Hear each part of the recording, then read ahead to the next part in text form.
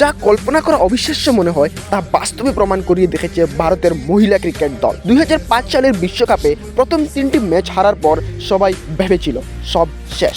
Media মুখ ফিরিয়ে নিয়েছিল, সমর্থকরা দেখা বন্ধ করে দিয়েছিল, এমনকি নিজেদের বোর্ডও যেন হাল ছেড়ে দিয়েছিল। কিন্তু এই মেয়েরা হাল ছাড়েনি। তারা আবারও একত্রিত হলো, নতুন পরিকল্পনা নিল আর শুরু করলো জয়ের ঝড়।